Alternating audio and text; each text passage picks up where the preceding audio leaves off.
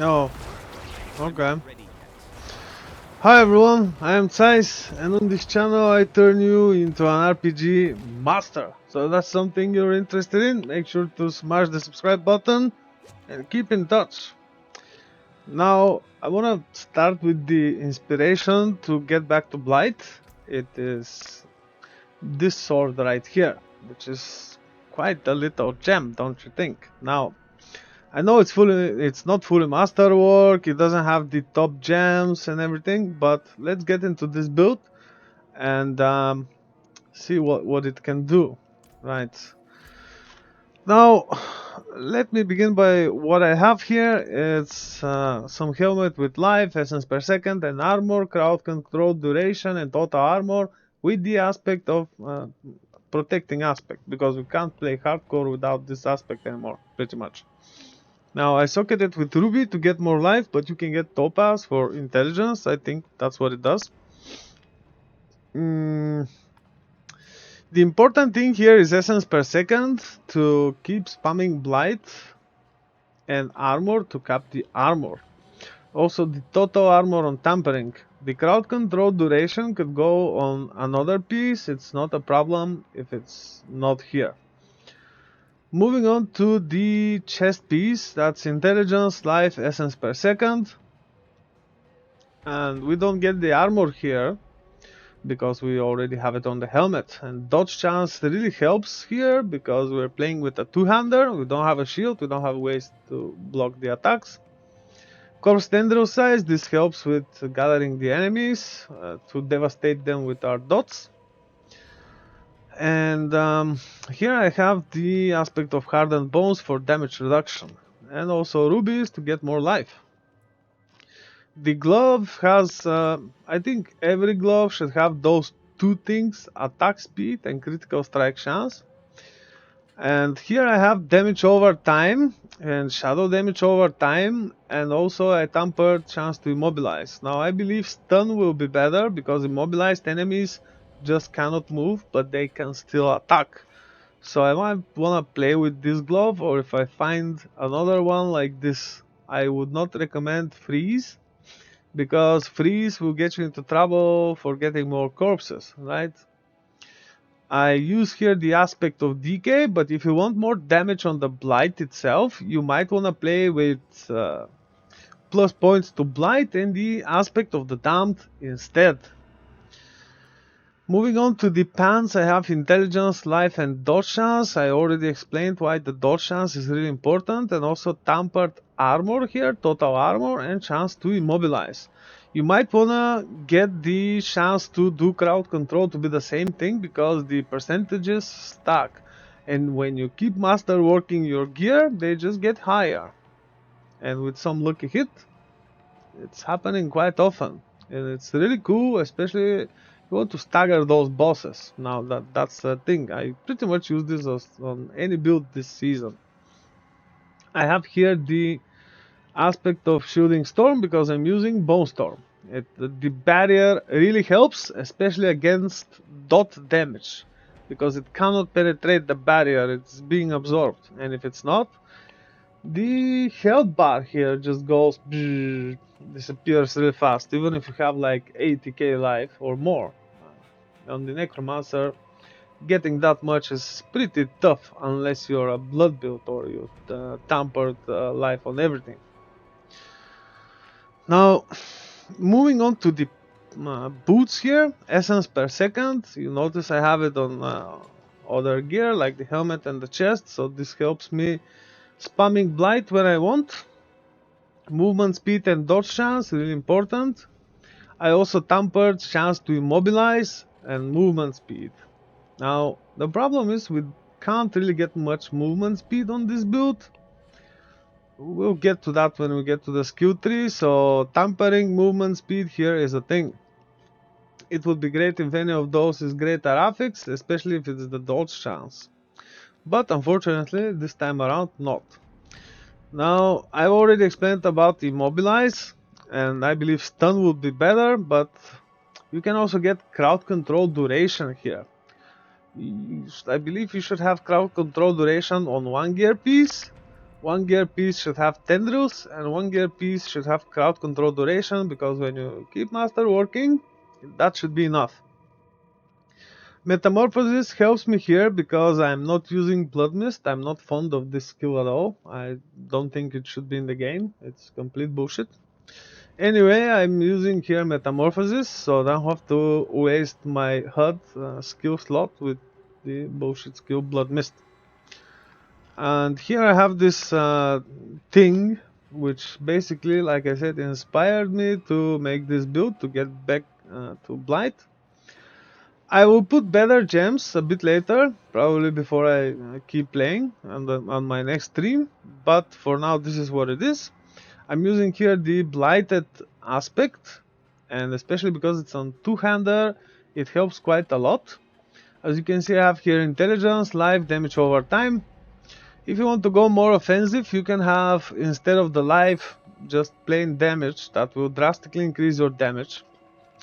But I'm using here shadow damage over time because I'm counting more on the damage of Shadow Blight itself. And also chance for Blight projectiles to cast twice. This is really helpful because of the Blight upgrade on the skill tree. Because when it first hits, it actually first fires the singular Blight projectile, and then the ones with the Ebon Piercer, which we get to right now. Now, what I believe the most important things on this one should be damage reduction from shadow damage over time affected enemies, because we are not using a shield, and also essence cost reduction. The others, the higher the better, but those two things should be the ones you should be looking for if you want to pick a better, like which is the better Ebon Piercer from the ones you have. Moving on to the rings here, you will probably notice they are both poison rings. This is because we will want to max out resistances. Here's poison and poison. The first one has life, attack speed, critical strike chance, shadow damage over time, and resource cost reduction. Now, critical strike chance is important for this build because Shadow Blight and the Blight projectiles themselves can crit. It's a bit counterintuitive, but it is what it is. Blizzard doesn't provide us with some other buffs to damage over time builds for now, for the Necromancer. But I'm hopeful we'll get some more damage to injured, more damage to healthy, some other combinations like this, but we'll see. Something different. I just hope it's something different in the future. Now, it's totally fine if you get here lucky hit chance to restore resource, especially if you have lucky hit on your helmet, or if you have it on your other ring, like this.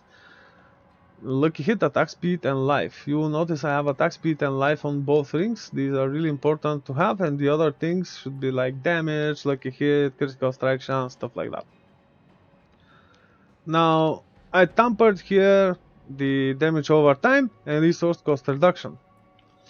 Here I'm using Ultimate Shadow because I'm using Bone Storm, and here I'm using Grasping Veins because it drastically increases my damage and also critical strike chance, which helps the Blight projectiles and also Shadow Blight. Alright, let's move on here to the Book of the Dead. I sacrificed Reapers for increased shadow damage. I sacrificed Cold Mages for increased damage to vulnerable enemies, because we have two ways to make enemies vulnerable: inside the Bone Prison or with Corpse Tendrils. Also here I sacrificed the Golem, the Iron Golem, because it increases the critical strike damage for the Shadow Blight projectile and Shadow Blight. Yeah, the Blight projectile and Shadow Blight. Okay, skill tree.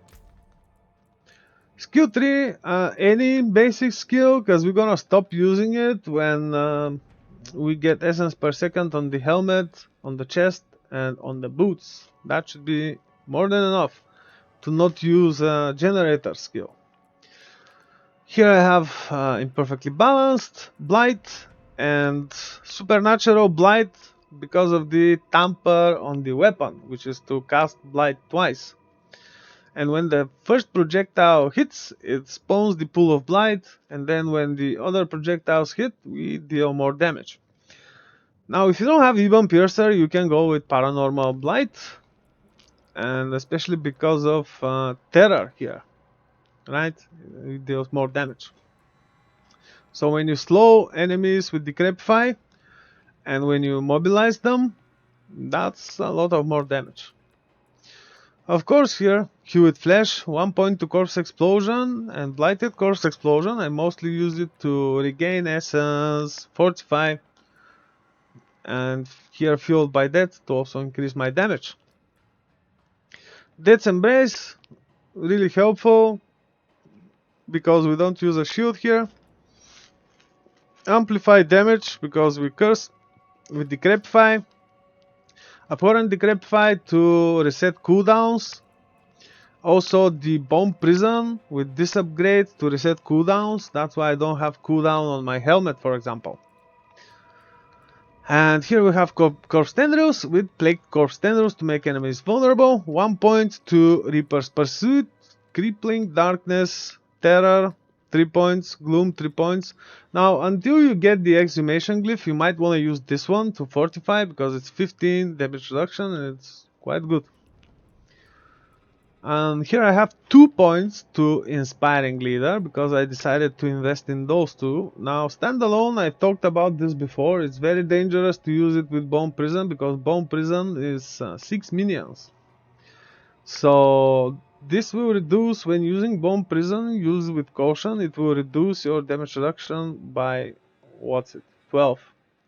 But still you get 6 and it's better than nothing. So use Bone Prison only when you start a boss fight, when the boss still doesn't do anything and you wanna start hitting a vulnerable boss until you can cast Tendrils and you can keep the boss from not moving, especially if it's not, for example, the sharpshooter or whatever it's called. If it's some boss which doesn't jump, doesn't move a lot, now it will help.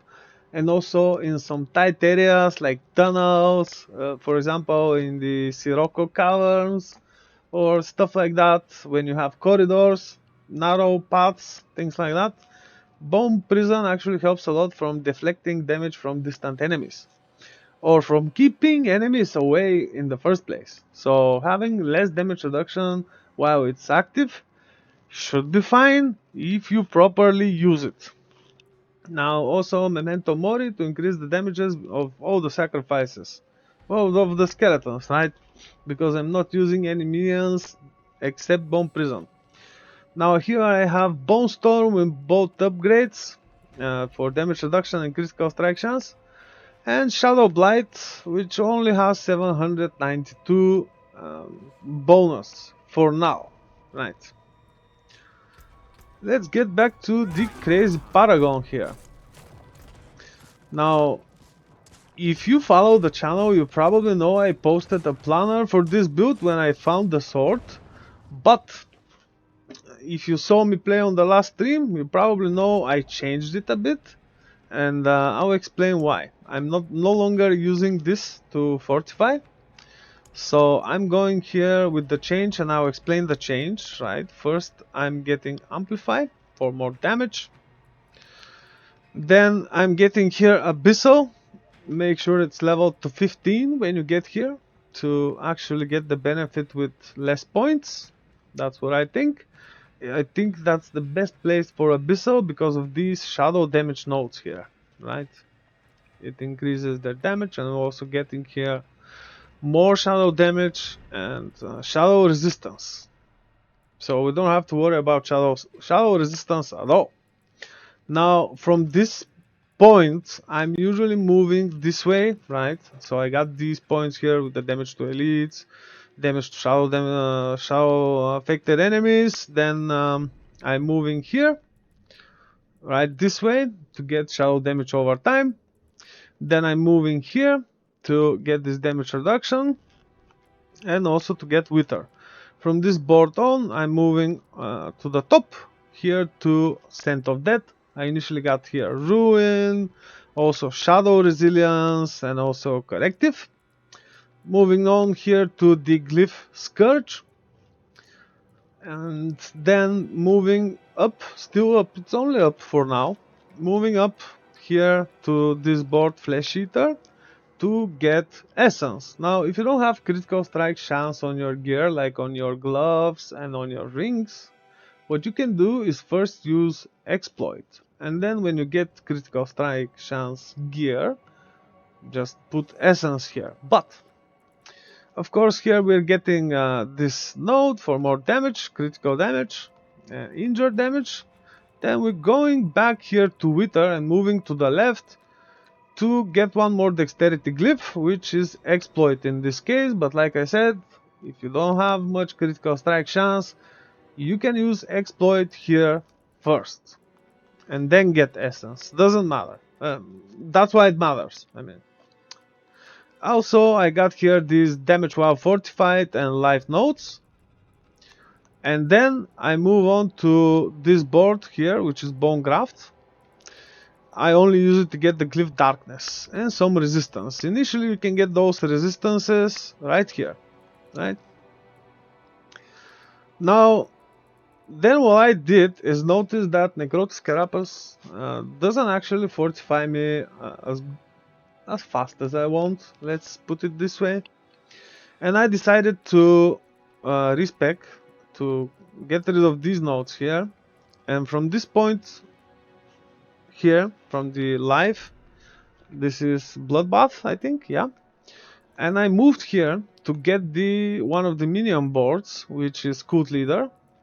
I'm using here Exhumation because I'm using Corpse Explosion anyway, and there's one more benefit now, additional damage reduction, and also Fortify for even more damage reduction, which is pretty cool, I think.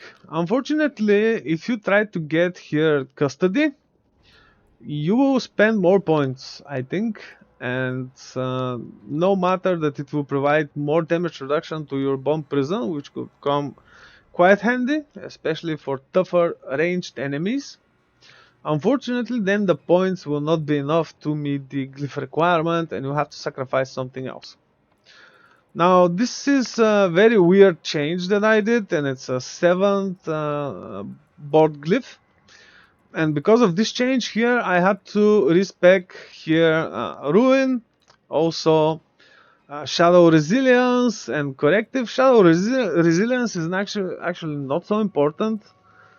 It's a lot of life here, like 2%, 4%, another 2%, but this is 19 damage reduction, so I believe it's a good trade-off. And in this case, I was able to form this straight line here and get so much intelligence on this very important glyph, while still preserving the path to everything else, right? This is Scourge here. A lot of shadow damage over time, which helps our Blight and Shadow Blight. Now, excuse me. I don't think there's much more to add here, except like deal some damage. I wanted to show you this build before I get to deep delving in the pit, because you very well know what might happen there, especially when I get after tier 60 or something. So yeah, I think I saw 10 million something without the crit. Yeah, 6. Well, it's mostly 15, okay, 14 million. Well, you get the idea, right? And this is not fully masterworked, it's not very well optimized, but it caps the armor, caps the resistances, deals a lot of damage, so probably also softcore guys are gonna like this build. And if you want to see playing this build and what will happen next with it, I wanted to present it now before I get to the more dangerous things with it. So if that's something you're interested in, like to see what will happen next, make sure to give me a like or a sub, or hop into one of my live streams so we can discuss this and other things that I do. Hope you enjoyed this one. I don't think there's more to add here. And yeah, Zeiss out. I'll see you on the next one. Take care, folks. Good luck. Have fun. And if you play hardcore like me, stay safe.